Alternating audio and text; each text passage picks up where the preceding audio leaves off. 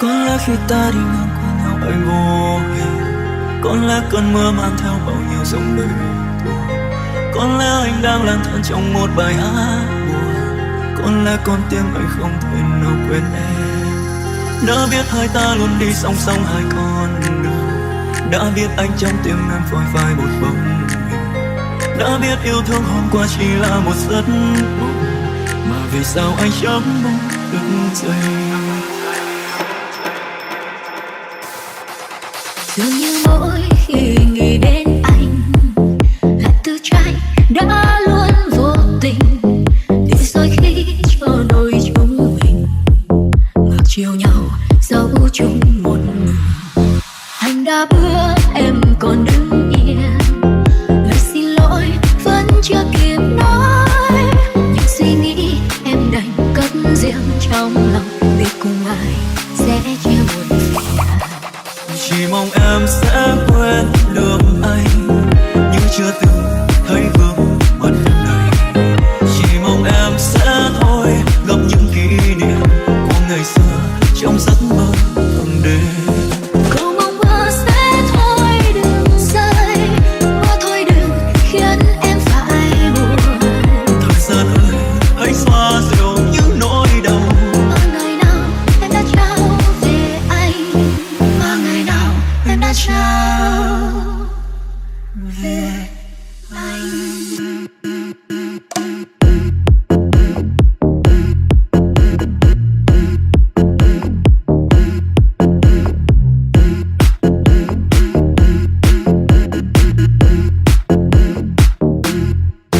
Mà ngày nào em đã trao về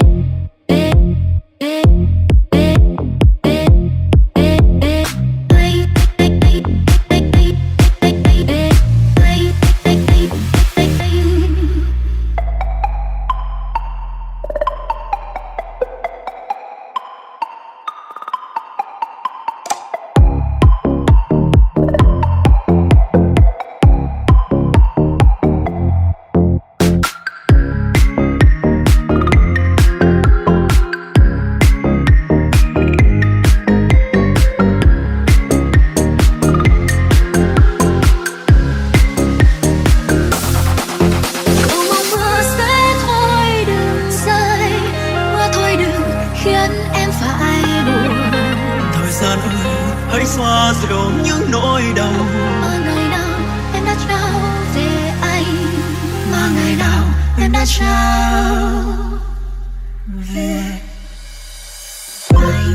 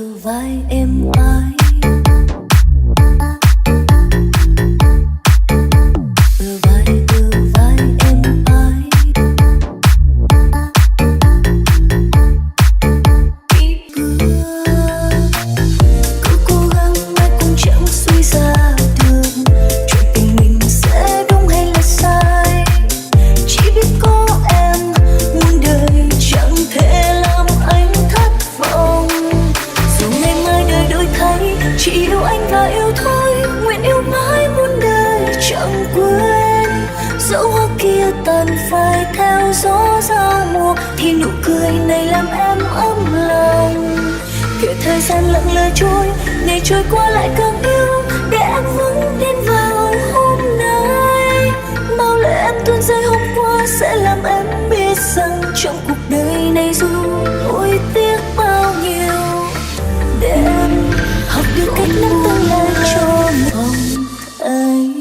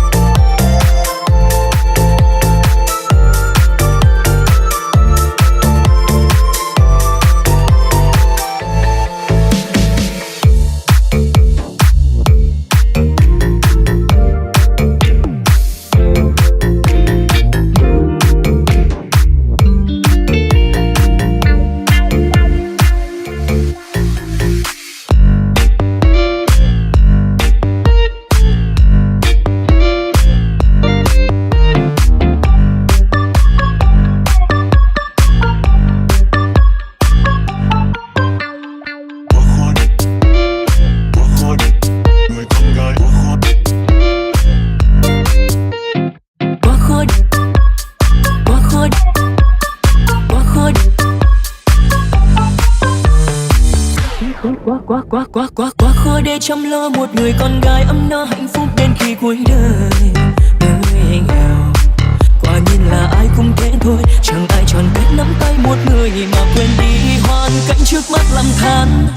Vì quá ngu si hay vì em đã yêu vội vàng, vì cả tương lai đến là em cha đời cứu ba. Một nụ hồng thơ ngây đôi vai phải chịu nhiều gánh vác, giờ mang thêm đau thương vì bởi kẻ phũ phàng. Người muốn kêu ai trong màn đêm tối tăm đọa đầy, người muốn tìm gì ở dưới đáy ly rượu tươi.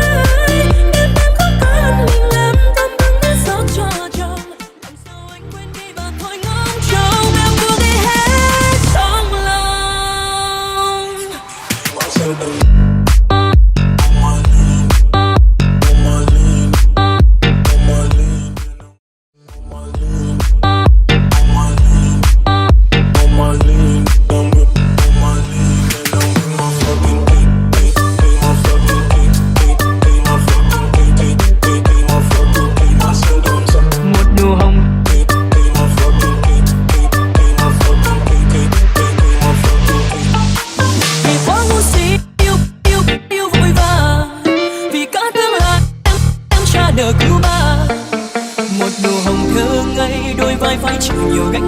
Giờ mang thêm đau thương vì bởi kẻ phũ phàng. Người muốn kêu ai trong màn đêm tối tăm đọa đầy, người muốn tìm gì ở dưới đáy ly rượu tươi.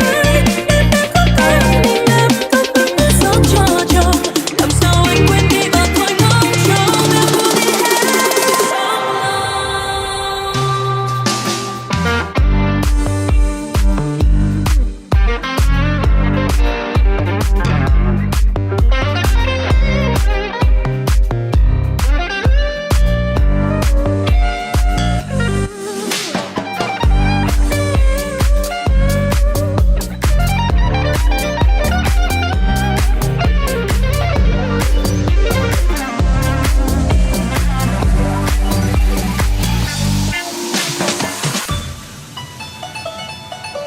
cuộc tình xưa vơi dấu từ một buổi chiều thật buồn mới sáng theo nhau về, sầu thương dòng tiếng lấp lối dây vắng tương lai biệt ngủ. Vòng anh đã quá xa vời, một mình lấy chân làm ngoài lang thang đường buồn buông khơi.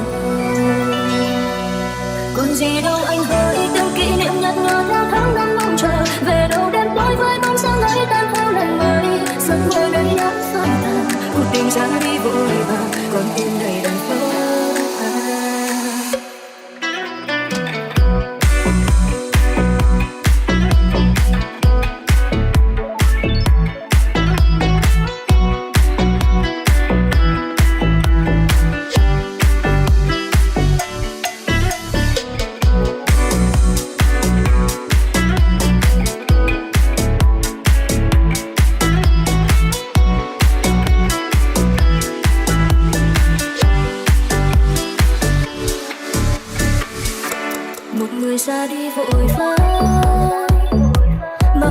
hướng sâu yêu xa rời. Một người về trong sầu bơ vơ, mang thương nhớ, mang trái tim vỡ tan bao mộng mơ. Để rồi chia ly từ đây, yêu đương hóa kiếp đau thương người ơi. Để rồi vào đêm ngồi trong cô đơn, hỏi chờ mong mơ bóng anh sớm yêu quay về đây. Cùng tình xưa phai dấu từ một buổi trưa thân buồn mới sáng theo nhau về. Sầu thương răng kiến lấp lối dưới vắng tương lai mịt mù.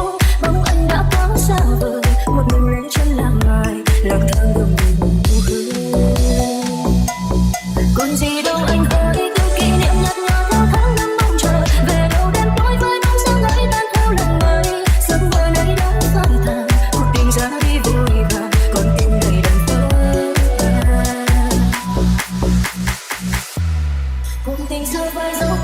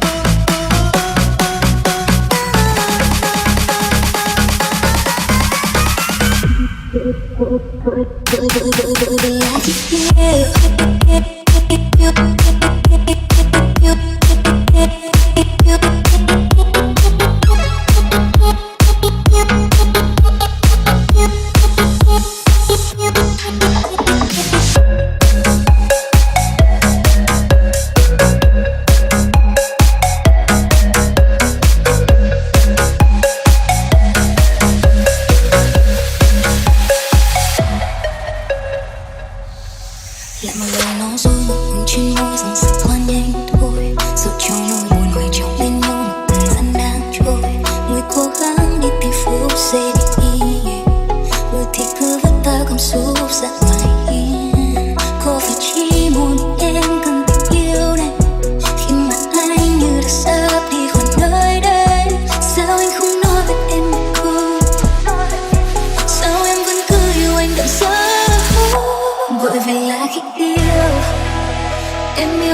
hơn chính bản thân em.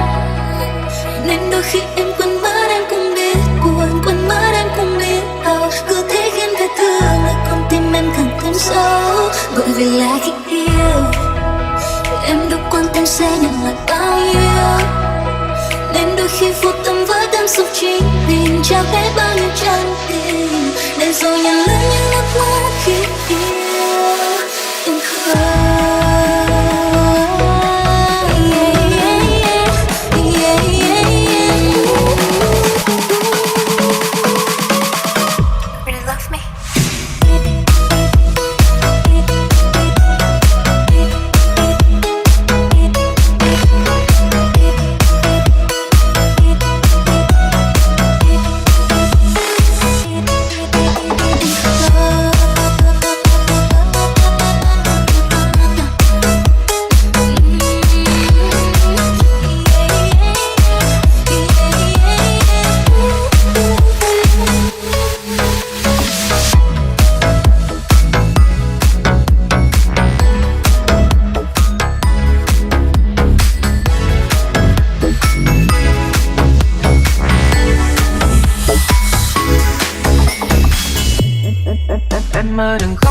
Trước mắt sẽ bắt em đi.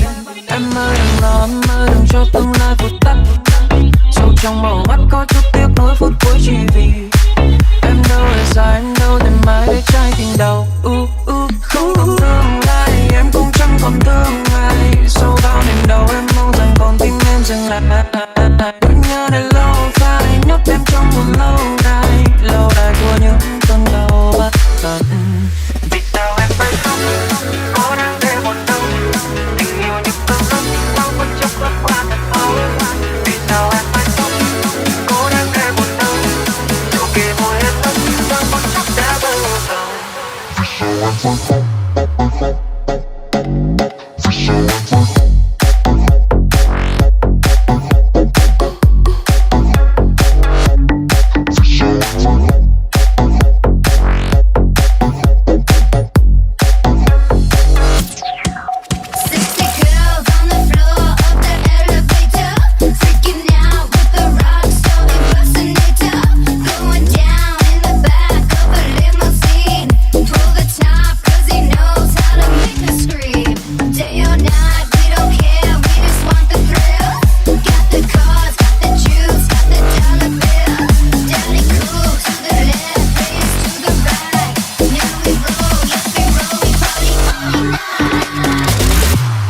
Vì sao em phải khóc? Có đáng để buồn đâu? Tình yêu như cơn lốc, quên phút chốc lướt qua thật mau. Vì sao em phải khóc? Có đáng để buồn đâu?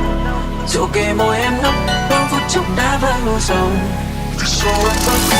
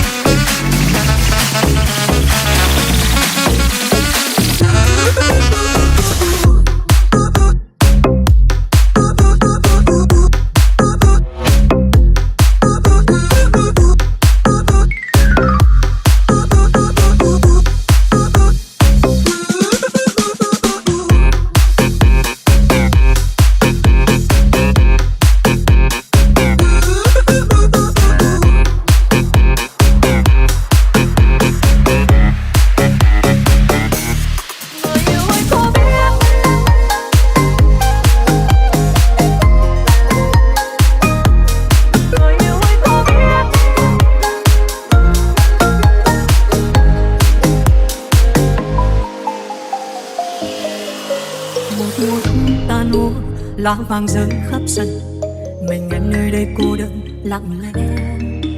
Từ khi anh ra đi, từng hàng cây trước sân dường như cũng đã xác xơ đi. Rồi mùa thu đi qua, khi mùa đông đã về, chờ mong tin anh nhưng sao chẳng thấy.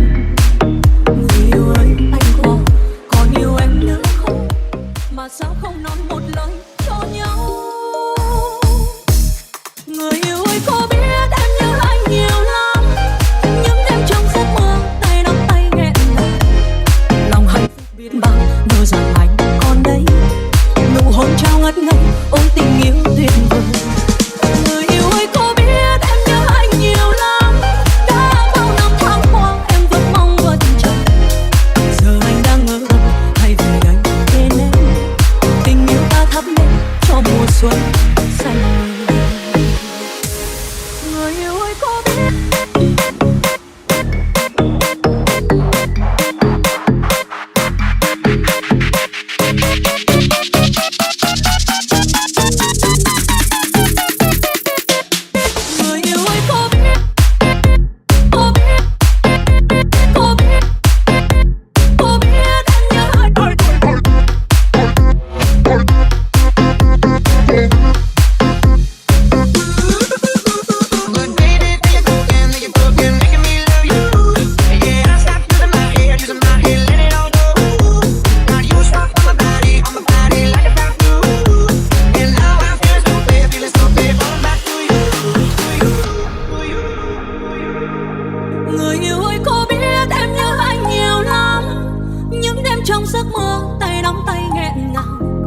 lòng hạnh phúc biết bao ngờ rằng anh còn đây, nụ hôn trao ngất ngây ôi tình yêu tuyệt vời. Người yêu ơi có biết em nhớ anh nhiều lắm, đã bao năm tháng qua em vẫn mong vẫn chờ, giờ anh đang ở đâu hay về đâu bên em, tình yêu ta thắp lên cho mùa xuân xanh.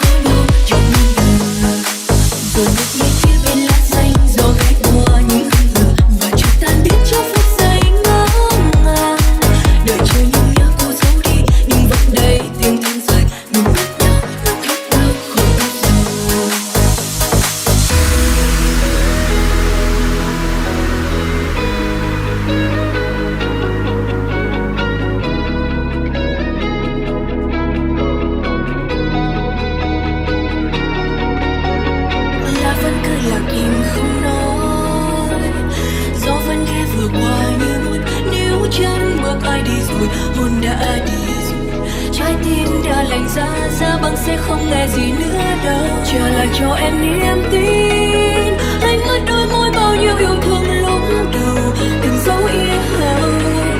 Và từ cùng nhau vượt qua ngã chóng qua, anh đã theo ngày xa.